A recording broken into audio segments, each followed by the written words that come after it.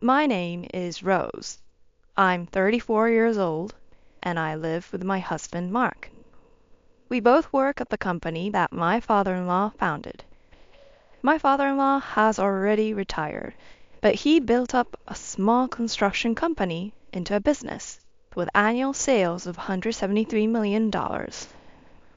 It seems that he played hardball like acquiring rival construction companies, but everyone praises his business skills.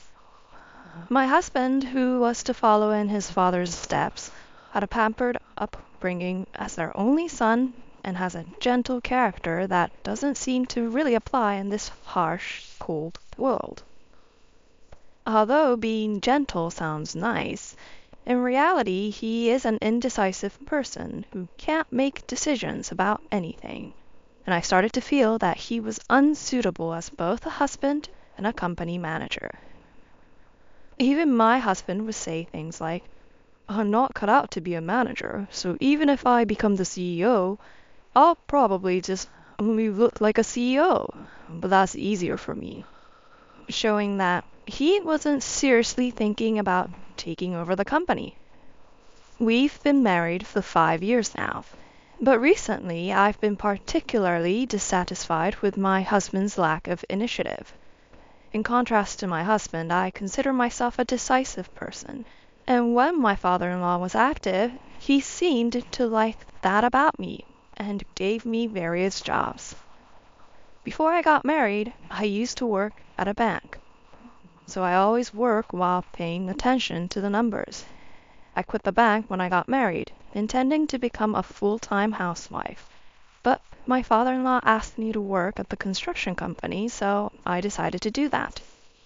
Shortly after I started working, my father-in-law started inviting me to meetings, where board members would participate and asked for my opinions about management.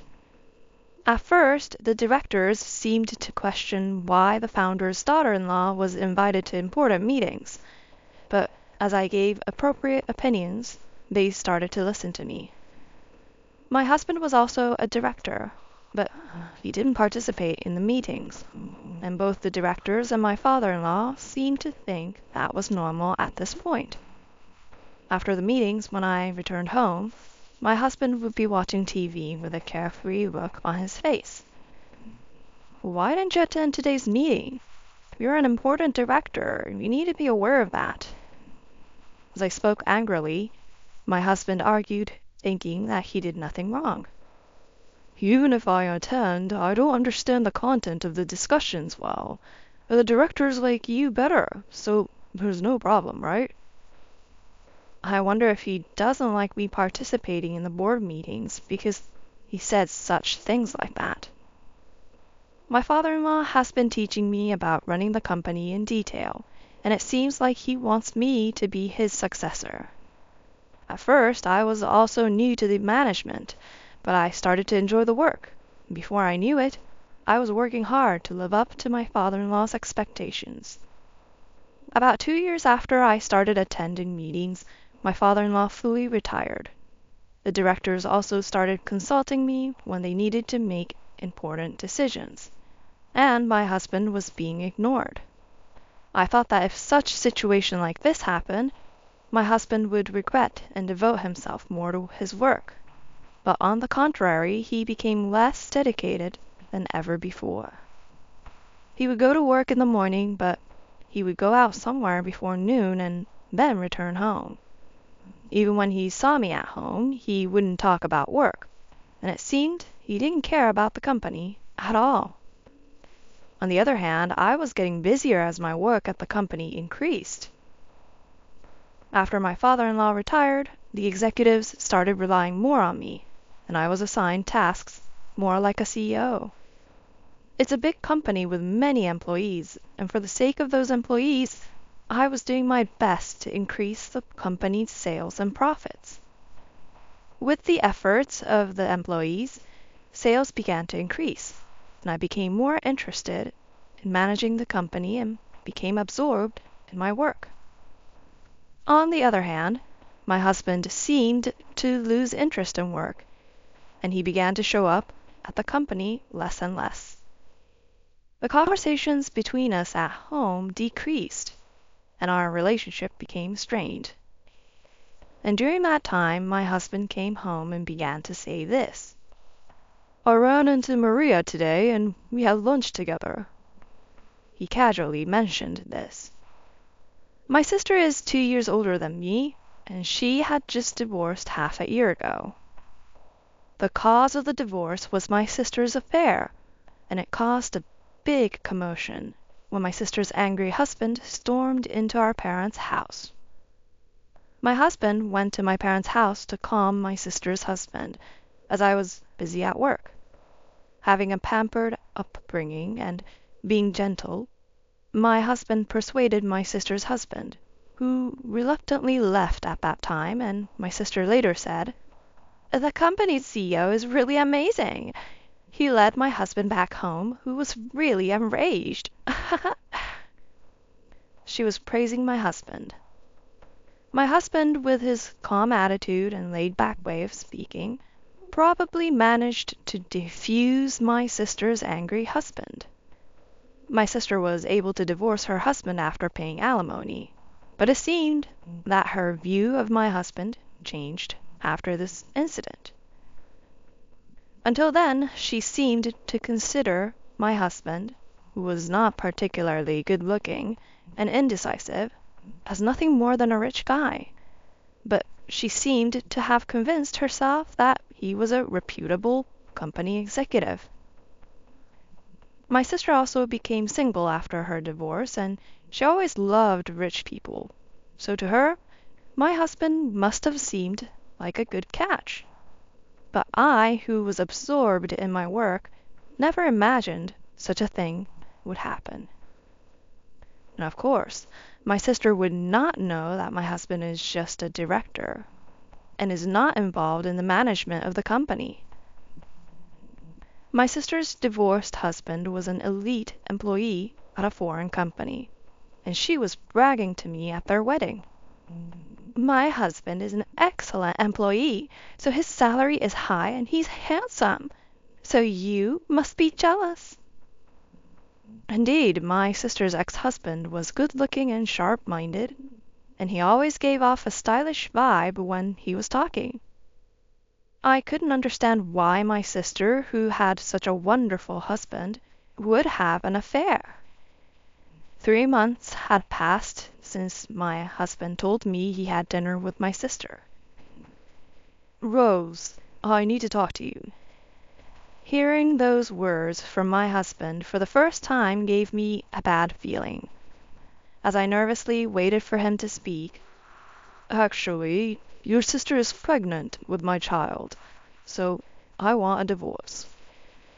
I was shocked at the divorce request, but even more surprised to learn that my sister was pregnant.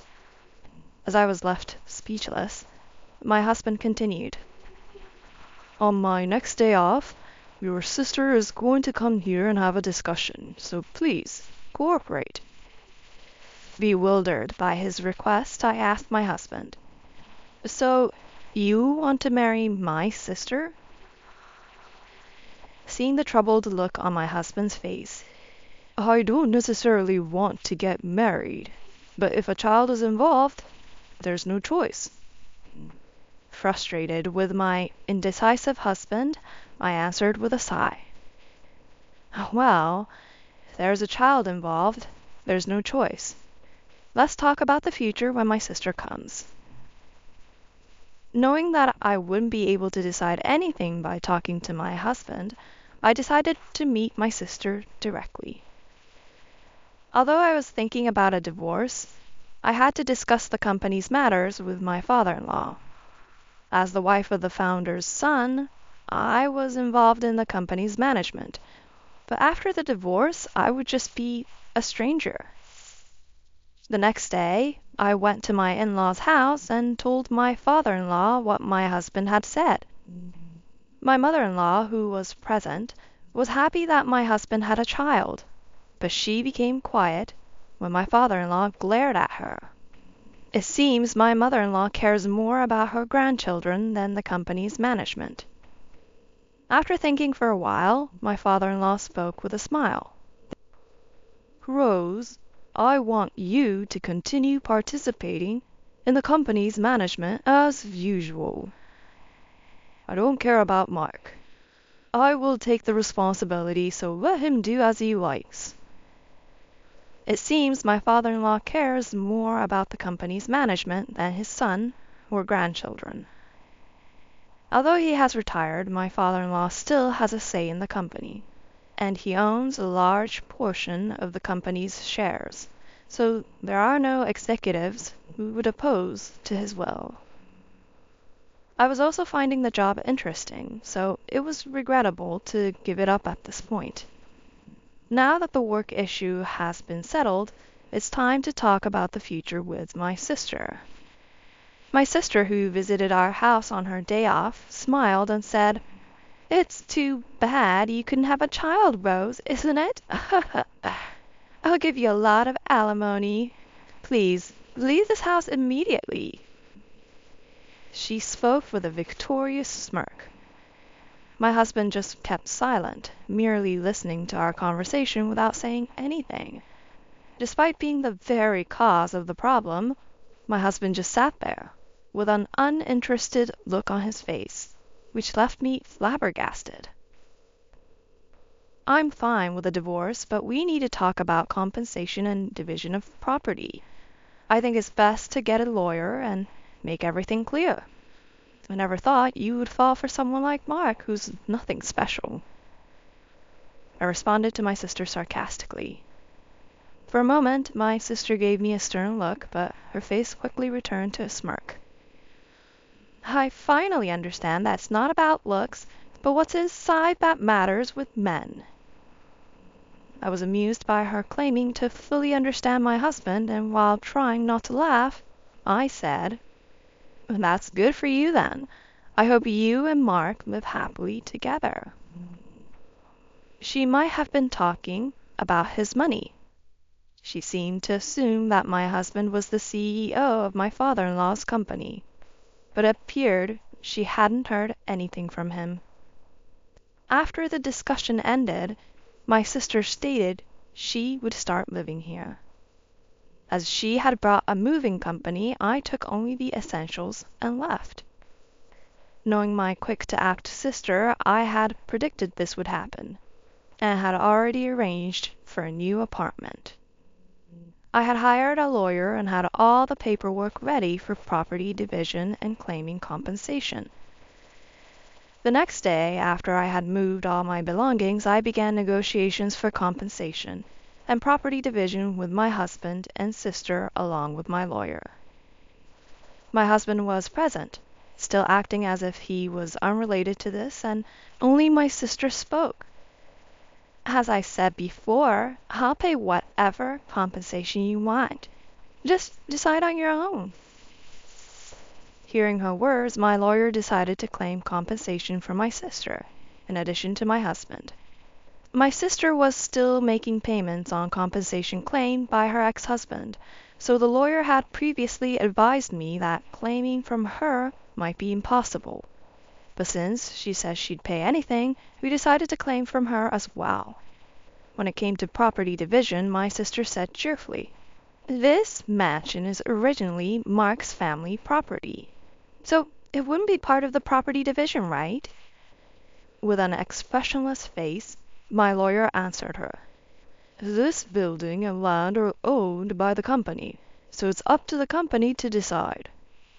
It seemed like my husband also thought this house belonged to his father, and he said, "Is that so?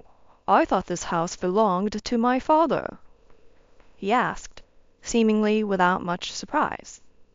On the other hand, my sister turned to the lawyer. "Wait a minute. So you're saying I can't live in this house?"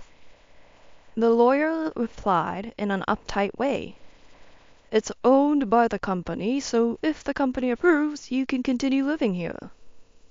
At these words, my sister seemed to relax a bit.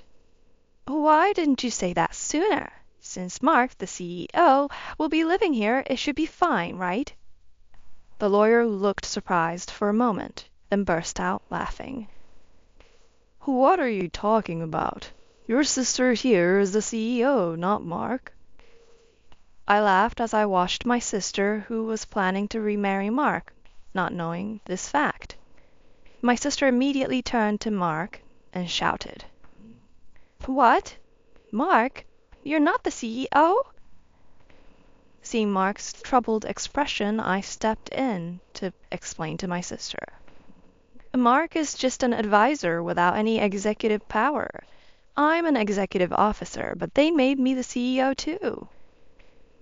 Mark's father, the founder, had been the CEO for a long time, but when he retired, he made me an executive officer and even appointed me as the CEO.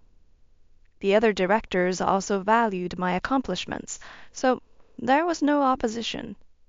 On the other hand, my husband was made an advisor without executive power, due to my father-in-law's arrangement. He received a director's salary, but he didn't actually have any work to do, so the amount was less than that of an ordinary employee. That's why I was the one who covered all our living expenses. My husband, who never worried about our household finances, didn't care whether the house he lived in was owned by the company or by my father-in-law. Although the house was owned by the company, my responsible father-in-law had been charging me rent, so I had always considered it to be a regular rental property. The lawyer asked me, laughing, "So, is it okay to continue renting this house to Mark?" My sister reacted to the word rent in the lawyer's question. "What do you mean by rent? You're going to charge Mark for it? It's company property, isn't it? Make it free." The lawyer, laughing again at my sister's words, presented the amount of rent. My sister was surprised to see the amount, and it seemed that it was the first time my husband knew about the rent too. "So a big house like this does have high rent. With my salary, I can't afford it." With his board member salary, if he pays the rent, he would be left with almost no money, making it impossible for him to live. Regarding the division of property, during our 5-year marriage, my husband used up all of his small board member salary, and my salary disappeared due to the expensive rent and living expenses. We didn't have much savings left, just enough to split the savings in half. After the lawyer left, my sister, who had been hoping for a mansion, was completely deflated when she found out it was rented, and was standing there in a daze. My husband was smiling as usual, so I suggested, "Since your mother was happy that you're having a child, why don't you move out of here and go back to your parents' house?" My husband agreed, but I found it funny that I had to be so considerate to my soon-to-be ex-husband. I was worried about whether such a helpless husband could raise a child, but it wasn't my concern, so I decided to leave. To my sister, who seemed to have forgotten about her own alimony, I asked, "Sis, are you sure about the alimony payment? You were talking big, but you're still paying the alimony for your ex-husband, right?" I talked to her just to confirm, but my sister, who looked like she had come to her senses, was surprised. "Wait, do I have to pay alimony too?" To my surprised sister, who seemed like she hadn't been listening to anything discussed today, my husband quickly responded, "You did say I can give you plenty of alimony, but you weren't expecting that from me, were you? My salary is really low." My husband and my sister looked at each other, both with surprised expressions. I'm not a lawyer, but watching their exchange, I felt like bursting into laughter. As far as I was concerned, I already had their signatures on the divorce papers and the alimony claim documents, so I didn't care. But my husband and my sister seemed pathetic to me. My ex-husband, who had remarried my sister, seemed to have gone back to his parents' house, as I had advised, but I heard that my sister and her in-laws were constantly fighting. The main cause was that it turned out that my sister was not really pregnant with my ex-husband's child, and his mother, who had been expecting an heir, was furious. My ex-father-in-law, who seemed to have disliked my sister for taking his son away from me, didn't even talk to her. As for the alimony, my ex-father-in-law paid on my husband's behalf, and I received the full amount. But when my sister saw this, she asked her father-in-law, "Father-in-law, please pay my alimony as well." In response to this, the father-in-law argued back, "You have no right to call me father," and he yelled at her. Having received none of what she had hoped for, my sister fled from her husband's family home without a word and has been missing since. It's too stupid that she remarried my ex-husband just to bear the burden of alimony. My ex-husband seemed to want to get back together with me, but he was scolded by his father. "Someone like you shouldn't even think about having a family, especially since you can't even manage your own affairs properly." Even if my ex-husband asked me to get back together with him, I would never consider getting back together with him. I lost trust in him when he cheated on me with my sister, and I was appalled by his indifferent attitude during our discussions.